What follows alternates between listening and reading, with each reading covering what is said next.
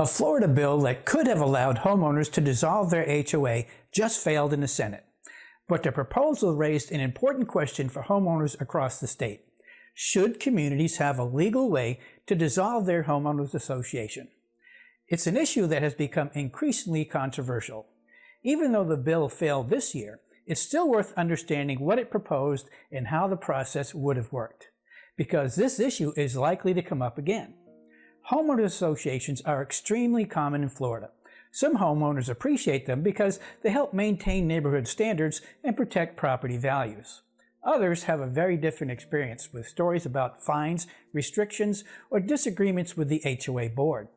Many people don't realize just how many neighborhoods around Jacksonville are governed by homeowners associations.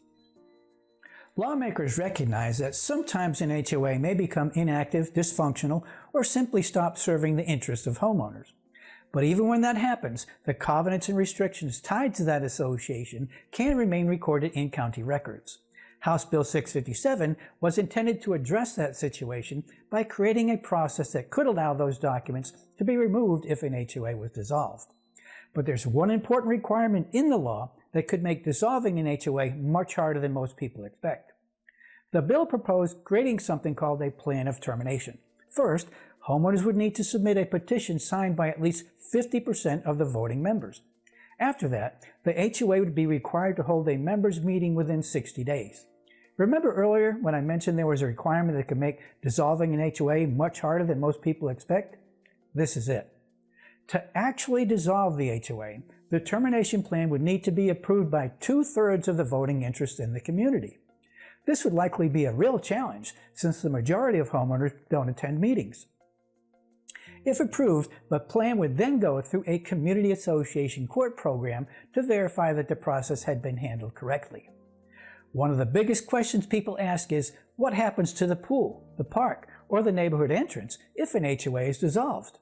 Well, the proposal required the termination plan to explain exactly how those shared assets would be handled. It's important to understand that the bill would not have automatically eliminated homeowners associations. What it would have done is create a legal pathway for communities that wanted the option to dissolve one. But since House Bill 657 failed to pass this year, that process does not currently exist under Florida law. I'm curious what you think. Do homeowners associations protect property values, or do they sometimes create more problems than they solve?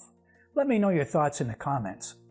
If you found this explanation helpful, be sure to subscribe for more straightforward updates on housing issues affecting homeowners here in Florida. If you're thinking about buying or selling a home in the Jacksonville area, feel free to reach out anytime. Till then, this is Lucian Valancourt with Native Sun Realty. Helping you find your place in the sun.